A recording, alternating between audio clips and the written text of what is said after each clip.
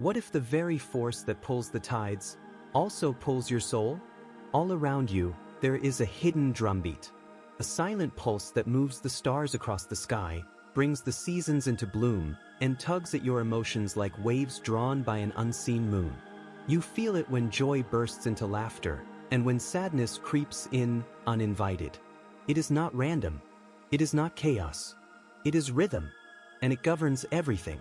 In the ancient text known as the Kybalion, it is said, "Everything flows out and in, everything has its tides, all things rise and fall." This is not poetry, it is law. A cosmic law. One as real and unshakable as gravity, though it moves in silence through the hidden folds of mind, spirit, and matter. But what does that mean for you? Why do we swing between happiness and sorrow, clarity and confusion, fortune and loss? Are we doomed to ride these emotional waves forever? Or is there a way to rise above them? To surf the tides instead of being drowned by them? In this journey, we will uncover the Hermetic principle of rhythm, not as a dusty idea from the past, but as a living key to inner mastery. You'll see how this principle flows through your daily life, your relationships, even your spiritual path. We'll explore ancient wisdom, hidden cycles, and the sacred dance between opposites. And when we're done, you won't just understand rhythm. You'll move with it. Long before clocks, calendars, and science could measure time, the ancients felt it. They watched the moon wax and wane, saw rivers flood and retreat, heard the heartbeat of the earth in storms and silence. To them, life was not a straight line. It was a spiral, a dance, a wave. The Hermetic teachings, passed down through mystery schools and veiled texts like the Kybalion, named this eternal pattern rhythm. One of the 7 Hermetic principles, rhythm reveals that all things in existence move in cycles. Day follows night. Summer follows winter. Joy follows sorrow. Nothing escapes this pendulum. The roots of this idea stretch deep into the soil of sacred traditions. In ancient Egypt, priests of Thoth, the god of wisdom and writing, believed that all life flowed in rhythmic harmony with divine order, or Ma'at. These priest scribes, the first Hermetists, studied the stars not just to predict the future, but to align themselves with the cosmic flow. In India, this principle echoes through the Vedic understanding of Lila, the divine play of creation and destruction. Shiva dances the cosmos into being and dissolves it again, over and over, in an endless rhythm of life and death. Even in Greece, Pythagoras spoke of the music of the spheres, a celestial harmony that underlies the movement of planets and souls alike. To the Pythagoreans, understanding rhythm wasn't just mathematics, it was mysticism. But nowhere is the principle of rhythm laid out so clearly and directly as in the Kybalion, written in the early 20th century by 3 initiates of Hermetic philosophy. They taught that rhythm is not just natural, it is law. That every rise contains within it the seed of a fall. That all motion swings between poles. And that this swing, though it may seem chaotic, is always governed by balance. This law is neither good nor bad. It simply is. Like gravity, it does not ask permission. It does not apologize. But unlike gravity, it operates not only in the physical world, but in our thoughts, emotions, successes, and spiritual awakenings. Rhythm, then, is not a prison, but a path.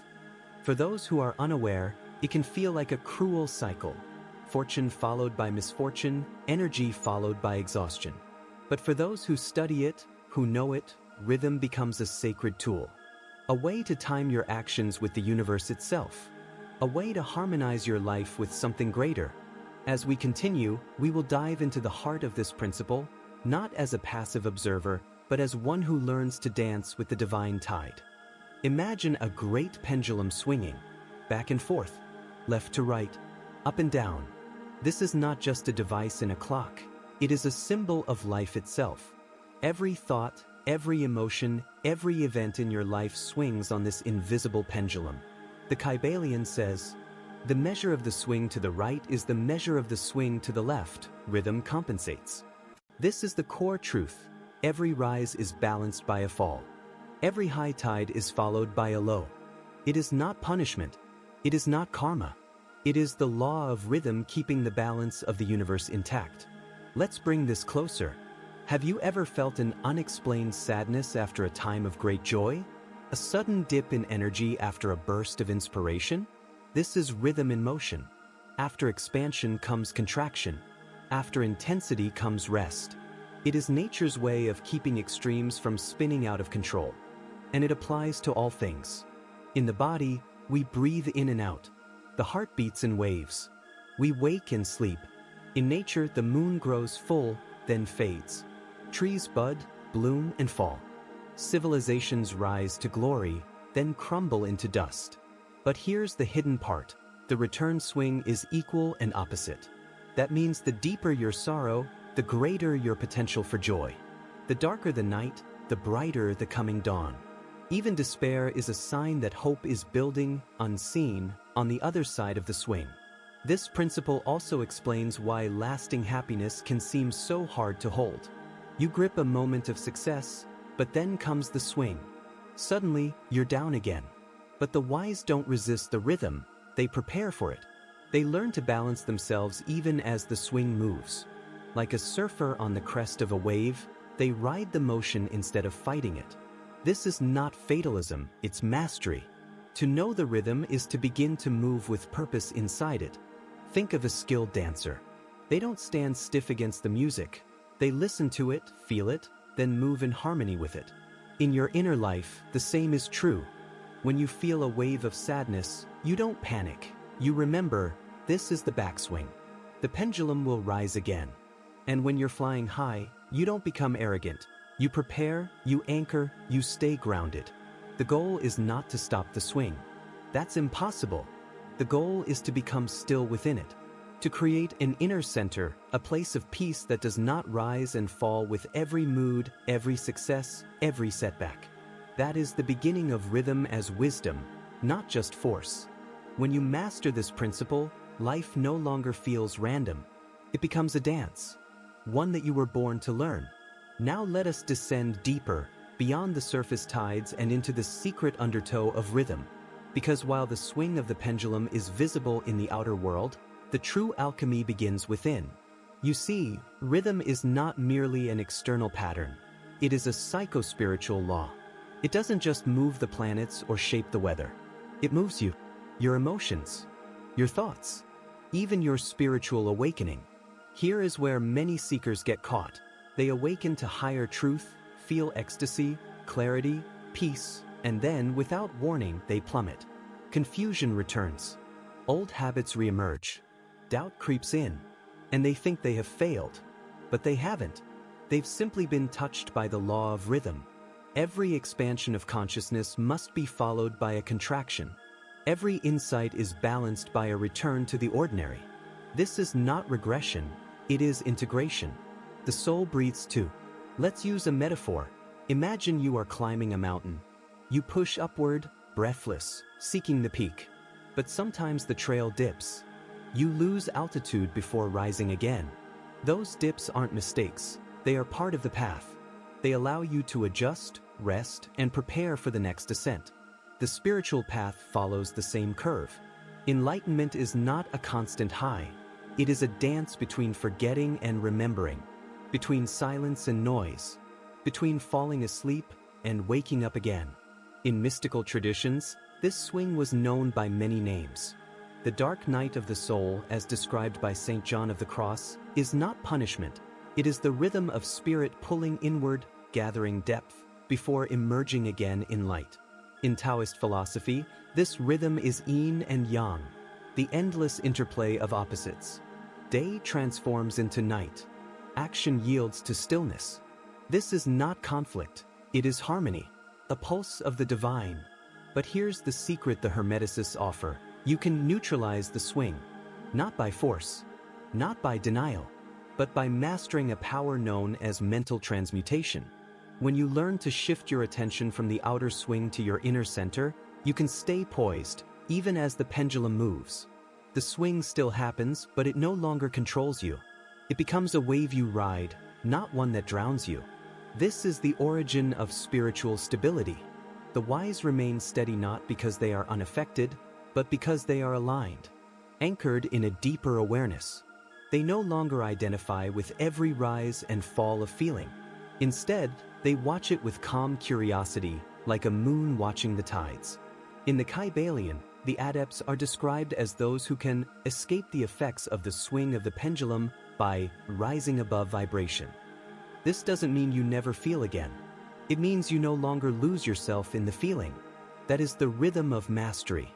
To dance with life's tides without being swept away. To feel deeply without losing center. To move in time with the cosmos, and remember that you too are rhythm. So how do you live this? How do you apply the principle of rhythm in the everyday chaos of work, relationships, emotions, and spiritual growth? Begin here. Awareness is everything. You cannot escape what you do not see. Start by noticing the rhythms that already govern your life. Track your energy levels. Pay attention to your emotional cycles. Observe when your creativity flows and when it dries up. Rather than resisting these changes, learn to work with them. When you're in a high swing, full of energy, clarity, or joy, use that time to create, act, connect. Ride the wave fully with gratitude, but also prepare. Anchor yourself with grounding habits, meditation, journaling, movement, or solitude. These practices become your spiritual ballast, keeping you steady when the tide begins to shift. When the low swing arrives, as it always does, don't panic. Don't fight it. This is your moment for reflection, healing, and rest. Pull inward, breathe. Let silence do its sacred work. Understand, contraction is not defeat. It's a sacred inhale, a moment of return. Here's a simple but powerful practice. The pendulum pause. When you feel yourself swinging, emotionally, mentally, spiritually, pause. Close your eyes. Breathe deeply. Then ask, where is the rhythm trying to take me? Instead of reacting, respond. Align with the flow, not the fear. You can also neutralize the swing through mental transmutation. This is the art of shifting your state by shifting your focus. When fear rises, shift your awareness to courage. When sorrow clouds your heart, remember, joy exists on the same pole, just in the opposite direction. Use affirmations like tuning forks. This too shall pass. I am the still point in the center of all motion. I ride the wave, I am not the wave. And don't forget the power of ritual. Sacred rhythm can be restored by regular spiritual practices. Rise with the sun. Walk at dusk. Light a candle at the same time each evening. These simple actions ground you in universal time. They remind your soul that it is part of something larger, more ancient, more whole. Finally, give yourself grace. Even the most awakened souls are still subject to the law. The goal is not to escape rhythm. It is to remember yourself within it. Like a skilled musician, you don't stop the song. You learn to play your part in harmony. Over time, you'll notice you're no longer being thrown by life's swings. Instead, you move with a quiet strength, a sacred steadiness. You are no longer at the mercy of rhythm. You are dancing with it. Rhythm is not your enemy. It is your teacher, your mirror, your reminder that all things, joy and sorrow, birth and death, loss and discovery, move in sacred cycles.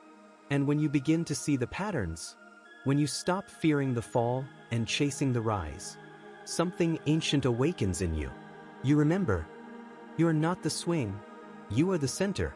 You are not the emotion, you are the awareness beneath it. You are not the wave, you are the ocean, deep and still. This is the gift of the Hermetic path. It doesn't promise escape. It offers understanding.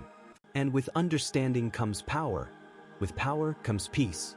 And with peace comes freedom. So the next time you feel the pull, the rise or the drop, the chaos or the calm, pause, smile. The rhythm is moving. And now, you know its name. Walk with it, dance with it, rise above it. And remember, the pendulum swings, but the wise do not swing with it. In our next journey, we'll explore the sixth Hermetic principle, cause and effect, the timeless law that nothing happens by chance, and every action, seen or unseen, sets another into motion. You'll uncover how your thoughts, emotions, and choices ripple through reality, and how to step out of the role of victim and into the role of conscious creator. Most importantly, you'll learn how to align with the deeper causes behind your life's patterns so that you're not just reacting to life, but shaping it. You won't want to miss it. Until then, stay curious, keep exploring, and as always, walk the path of wisdom.